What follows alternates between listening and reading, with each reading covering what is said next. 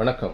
இன்றைக்கி நம்ம பார்க்க இருக்கிறது பிரைட் பிராண்டில் ப்ரைஸ் கால்குலேட்டிங் மிஷின்.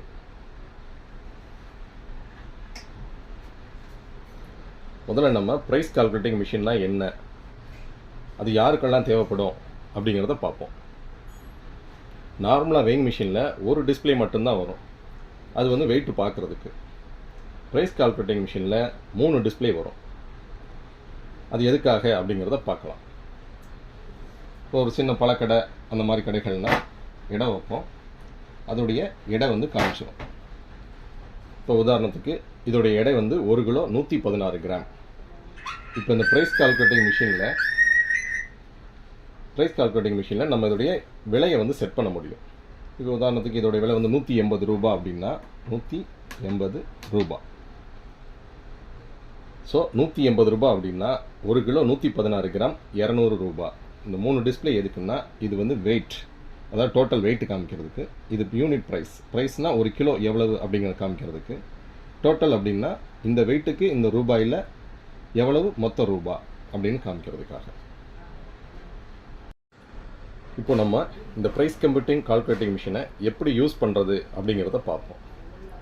நார்மலாக இது அதிகமாக தேவைப்படுற இடங்கள் ஃப்ரூட் ஸ்டால், காய்கறி கடை, பழக்கடைகள், sweet stall, chicken shop, fish stall, இந்த மாதிரி எல்லா இடங்களையுமே ரேட்டின் அடிப்படையில் நம்ம வியாபாரம் செய்ய முடியும். ஏன் அப்படி சொல்கிறேன் அப்படின்னா, இப்போ ஒரு மளிகை கடைனா அரிசி பருப்பு நம்ம போடுறோம் அப்படின்னா 1 கிலோ 100 கிராம் இருந்ததுன்னா அதில் ஒரு 100 கிராம் எடுக்க முடியும். நான் இப்போ சொன்ன பழக்கடைகள் எல்லாம் இப்போ ஒரு ஆப்பிள் ஒரு 1 கிலோ கேட்குறாங்கன்னா அது 100 தான் வரும், அல்லது 950 வரும், அல்லது 1150ன்னு காமிக்கும்.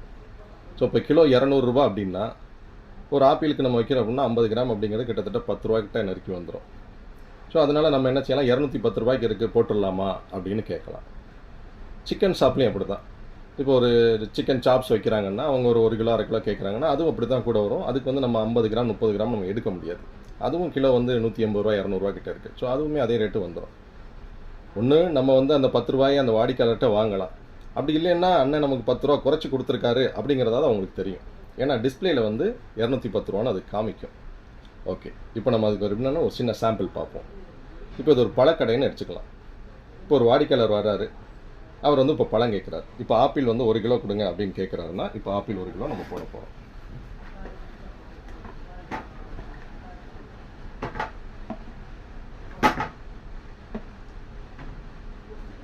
ஸோ இப்போ 1 கிலோ 60 கிராம் வருது. ஒரு ஆப்பிளை எடுத்துட்டோம் அப்படின்னா 900 கிராம் ஆகிடுது. சரி, இப்போ நம்ம ஆப்பிள் இந்த மிஷினில் முன்னக்கூடியே 255 ஐட்டம் சேவ் பண்ண முடியும். இப்போ நம்ம ஆப்பிள் 1ஆம் நம்பரில் சேவ் பண்ணியிருக்கோம். ஸோ 1ஆம் நம்பர் ப்ரெஸ் பண்ணிங்கன்னா ஆப்பிள் இன்றைக்கி கிலோ 200 ரூபா. ஸோ 1 கிலோ 60 கிராம் அப்படிங்கிறது 12 ரூபா வருது.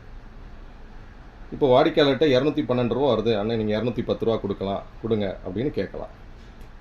ஏன்னா இப்போ பல பேர் 1 கிலோ 60 கிராமே நிறைய பழக்கடைகளை போடுறாங்க, ஆனால் அந்த 12 ரூபா அவங்களால வாங்க முடியல, ஏன்னா ரெகுலராக இருக்கிறாங்கன்னு சொல்லி. இன்னொன்று, இப்போ நீங்கள் 12 ரூபா அவருக்கு குறைச்சிருக்கீங்க அப்படிங்கிறதாவது அவருக்கு தெரிய வரும். சரி, ஓகே. அடுத்து இப்போ ஆப்பிள் வாங்கிட்டார். இப்போ திரும்ப என்ன பண்ணுறாரு, மாதுளை கேட்குறாரு. அப்போ இன்னும் அவர் வியாபாரத்தை முடிக்கலை. இப்போ வியாபாரத்தை முடிக்காதனால மறுபடியும் அவர் பண்ண போகிறாங்க M+ அப்படிங்கிற பட்டனை ஒரு முறை ப்ரெஸ் பண்ணிக்கணும். ப்ரெஸ் பண்ணிவிட்டு இப்போ இதை அவருக்கு கொடுத்துட்றேன். அவருடைய பேக்கில் போட்டுறீங்க. ஓகே, போட்டுட்டு திரும்ப இப்போ ஒரு மாதுளை 1 கிலோ கேட்குறாரு. ஓகே,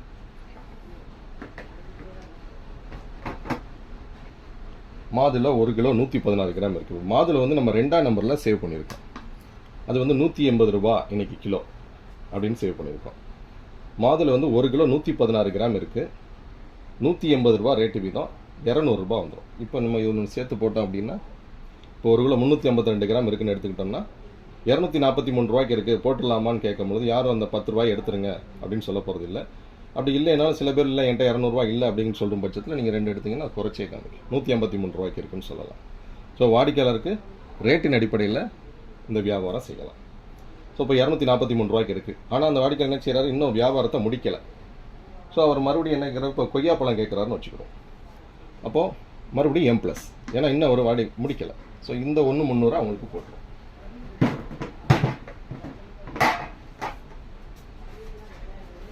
இப்போ கொய்யாப்பழம் கேட்குறாரு, ஒரு 1.5 கிலோ கேட்குறாருன்னு வச்சுக்கோங்க.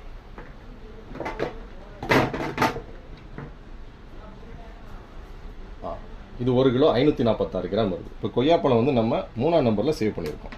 ஸோ 3 ப்ரெஸ் பண்ணிடுறோம். கொய்யாப்பழம் இன்றைக்கி ரேட்டு 70 ரூபா அப்படின்னு வச்சிட்டோம் அப்படின்னா 108 ரூபா. 1,5 கிலோ வந்து 1 கிலோ 546 கிராம் 70 ரூபா ரேட்டு வீதம் 108 ரூபா வருது. ஸோ இன்னும் அவர் வந்து திராட்சை கேட்குறாரு அப்படின்னா இன்னும் ஒரு வியாபாரத்தை முடிக்கல. அவர் வியாபாரத்தை முடிக்கிற வரைக்கும் நீங்கள் ஆட் பண்ணிகிட்டே போகலாம். M+, மறுபடியும் ஒரு தடவை M+ அமைக்கிட்டு இப்போ அந்த கொய்யாப்பழத்தையும் அவர் கொடுத்துட்றாங்க.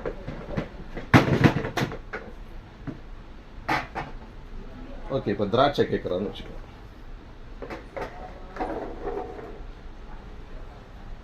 இப்போ திராட்சை 730 கிராமுக்கு நீங்கள் கொடுத்துருக்கீங்க. திராட்சை வந்து நம்ம 4ஆம் நம்பரில் சேவ் பண்ணியிருக்கோம்.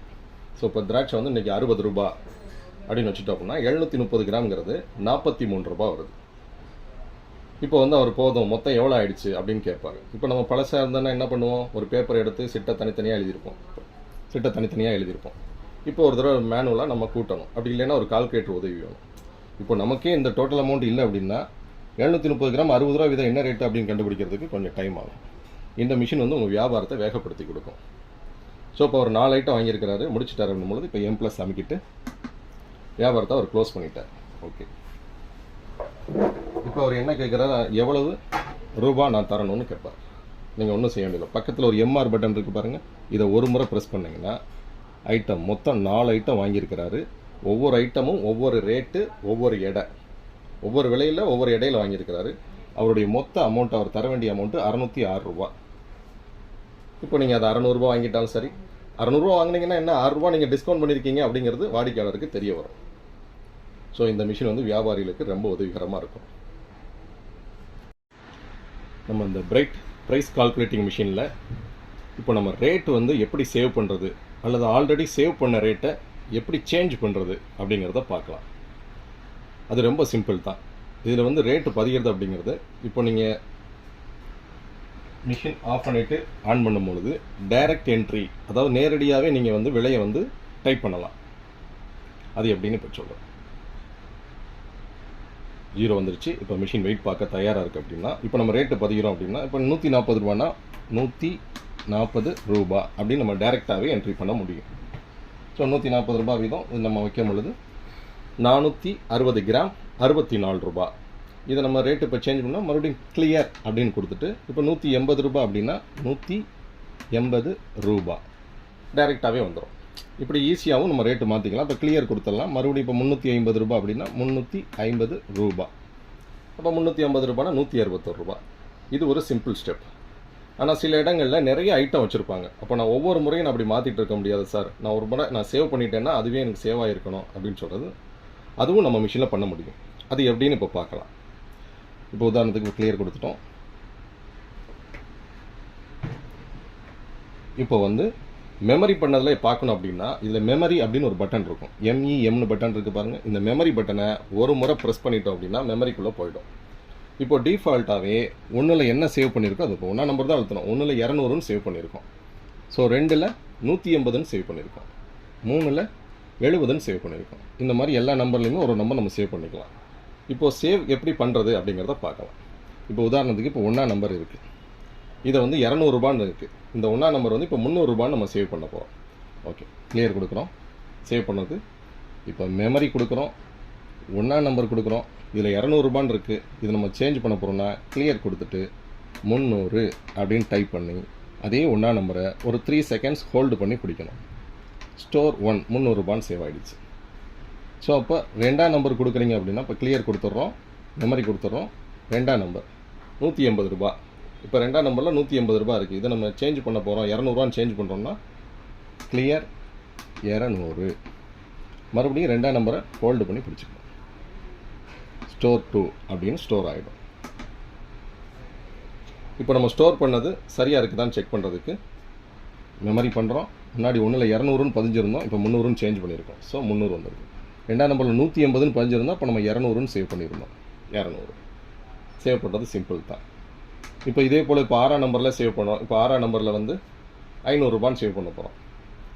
மெமரி பட்டனை ஒரு முறை அழுத்துகிறோம், 6ஆம் நம்பர் பட்டன் ஒரு தடவை அழுத்துகிறோம். ஸோ 6ல் இருக்கிற டிஸ்பிளேயை இப்போ நம்ம கிளியர் கொடுத்துட்டு 500 ரூபா அப்படின்னு பண்ணிடுறோம். 6ஆம் நம்பர் பட்டனை ஹோல்டு பண்ணி பிடிக்கிறோம். ஸோ இப்போ 6ல் 500 ரூபான்னு பதிஞ்சிருச்சு. இன்னும் ஒரு முறை சிம்பிளாக சொல்கிறேன். இப்போ 9ஆம் நம்பரில் வந்து ஒரு 600 ரூபான்னு பதிகிறோம். இது கொடுத்துறோம், மெமரி கொடுத்துட்றோம், 9ஆம் நம்பர் கொடுக்குறோம். 9ஆம் நம்பரில் ஏதோ ஒன்று டிஃபால்ட்டாக சேவ் ஆகிடுக்கு, இன்னும் எதுவுமே சேவ் பண்ணாதனால மறுபடியும் கிளியர் கொடுத்துட்றோம். இப்போ 600 ரூபா டைப் பண்ணுறோம். 9ஆம் நம்பர் பட்டனை ஒரு முறை ஹோல்டு பண்ணி பிடிக்கிறோம். ஸோ ஸ்டோர் 9 600 ரூபா. இப்போ நம்ம ஸ்டோர் பண்ணதெல்லாம் சரியாக இருக்குதா அப்படின்னு செக் பண்ணி பார்க்கலாம். இது கொடுத்துறோம், மெமரி கொடுத்தா தான் மெமரிக்குள்ளே போகும். ஸோ மெமரி கொடுத்துறோம், ஒரு முறை மெமரி எழுத்துட்டா போதும். 1ஆம் நம்பரில் என்னதுக்கு வரும், 2 3 4 6 9 நம்ம சேவ் பண்ண எல்லாமே சரியாக இருக்குது. ஸோ நம்ம வெளியில் வந்தால் கிளியர் கொடுத்துட்டோம்னா வெளியில் வந்துடும். மெமரிக்குள்ளே போகணுன்னா மெமரி அமைக்கிட்டு உள்ளே போகணும். மெமரி வேண்டாம்னா கிளியர் கொடுத்துட்டா மெமரிக்கு வெளியில் வந்துடும். சரி, இதுலேயே வந்து இப்போ 10ஆம் நம்பர் 255 ஐட்டம் சேவ் பண்ண முடியும்னு சொன்னீங்களே சார். இப்போ இதில் 0லேருந்து 9 வரைக்கும் 10 ஐட்டம் சேவ் பண்ணிடலாம் சிம்பிளாக. இப்போ 11ஆம் நம்பரில் எப்படி சேவ் பண்ணுறது அப்படின்னு ஒரு கேள்வி வரும். ஓகே, 11ஆம் நம்பரில் எப்படி சேவ் பண்ணணும்னா அதுக்கு மட்டும் ஆட்டோ கிளியர்னு ஒரு பட்டன் இருக்கு இல்லைங்களா. இந்த 11லேருந்து 255 வரைக்கும் ஆட்டோ கிளியரை ஒரு முறை அனுப்புகிறோம். இப்போ 11ஆம் நம்பரில் சேவ் பண்ண போகிறனால 11 அப்படின்னு டைப் பண்ணுறோம். இப்போ டேர் பட்டனை ஒரு முறை ப்ரெஸ் பண்ணுறோம். இப்போ 11 வந்து 300 ரூபான்னு சேவ் ஆகிருக்கு. இதை வந்து நம்ம 400 ரூபான்னு மாற்ற போகிறோம். கிளியர் கொடுக்குறோம், 400 கொடுக்குறோம். கொடுத்துட்டு இந்த நம்பர் 10 நம்பரில் எந்த நம்பரை ஹோல்டு பண்ணி பிடிச்சாலும் அது 11ல் சேவ் ஆகிடும். ஸ்டோர் 11 400 ரூபான்னு வந்துருச்சு. இப்போ 12ஆம் நம்பரில் வந்து நம்ம ஒரு 1500 ரூபான்னு சேவ் பண்ணுவோமே. ஆட்டோ கிளியர் 12 டேர் பட்டன் இதெல்லாம் 1500 ரூபான்னு சேவ் பண்ணுவோம். இருக்கிறத கிளியர் பண்ணிட்டோம். 1500 ரூபாய் அப்படின்னு கொடுத்துட்டோம். எந்த நம்பரை ஹோல்டு பண்ணி பிடிச்சாலும் 1500 ரூபான்னு சேவ் ஆகிடும். ஸோ ஸ்டோர் 12ல் 1500. இப்போ நம்ம வெளியில் வந்துடும். இப்போ 11 15 இதில் கரெக்டாக இருக்குதான்னு பார்க்கணும் அப்படின்னா அதே போல் தான் ஆட்டோ கிளியர் 11 கொடுத்துட்றோம். டேரை கொடுத்துட்டிங்கன்னா 400 ரூபாய் நம்ம சேவ் பண்ணது வந்துருச்சு. சரி, இப்போ 12ஆம் நம்பருக்கு போகிறோம் அப்படின்னா ஆட்டோ கிளியர் 12 டேர் 1500 ரூபாய் கொடுப்போம். இப்போ 1500 ரூபாய்க்கு நம்ம இடையே போட்டோம்னா வந்துடும். ஸோ இது போல் 255 ஐட்டத்துக்கும் இது மாதிரி சேவ் பண்ணலாம்.